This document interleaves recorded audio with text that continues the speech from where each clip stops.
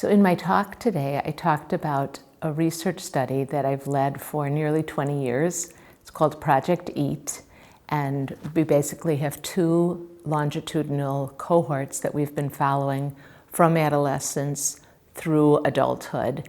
And I've been really interested in looking at how young people eat, how active they are, how they feel about their bodies, what is their weight status, and do they engage in disordered eating behaviors such as unhealthy weight control behaviors and binge eating.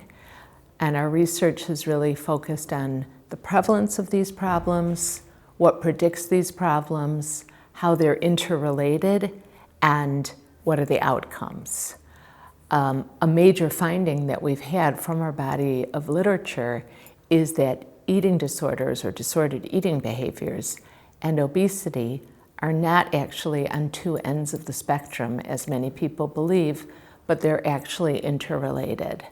And we have found that there are shared risk factors for both disordered eating and weight gain over time, such as body dissatisfaction.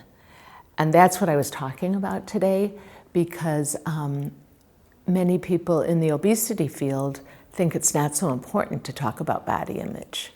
That's more of an eating disorders thing. But actually, having a poor body image, not feeling good about your body, not only predicts disordered eating and eating disorders, it also predicts weight gain over time. So really important for us to be helping young people feel better about their bodies. Within the field of weight-related health, where we're really trying to promote positive weight-related health, we need to be thinking about how people feel about their bodies, what they're putting into their bodies in terms of food, in terms of thoughts about themselves, what they're engaging in terms of physical activity. And we really need to be, as health promotion experts, thinking about the broad spectrum of eating and weight-related problems. We have found over time that young people who feel better about themselves engage in healthier behaviors. For example, they're more physically active, and they also gain less weight over time.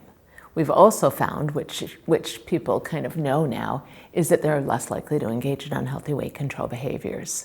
So more and more we're getting the picture that if we help young people feel good about themselves, and if we put them in an environment that supports healthy eating and physical activity, we're more likely to see young people have healthier lifestyles and feel better about themselves. We need to think about the environments that we live in. In homes, we need to think about, do we eat with our families? What kind of food are we serving? In schools, what kind of food is available? Do young people have access to being physically active? We need to think about those things also.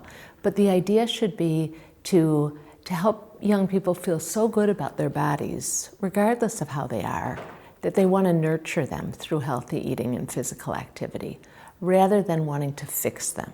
It's a different perspective. More people getting interested in mind-body practices. And one of those practices that has really caught my attention is yoga.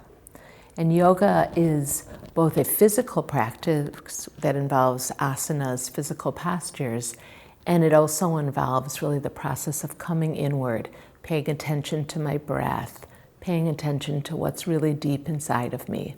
We've really begun to explore the association between practicing yoga and body image. And we have found that there is a suggestion that if you have a poor body image and you engage in yoga, it may be helpful in helping you feel better about your body.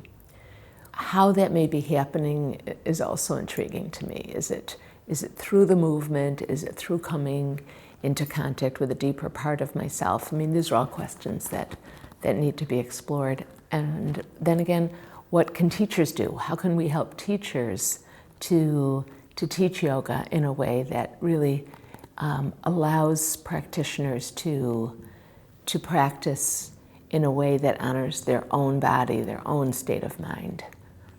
So that's a big part of what I'm working on now.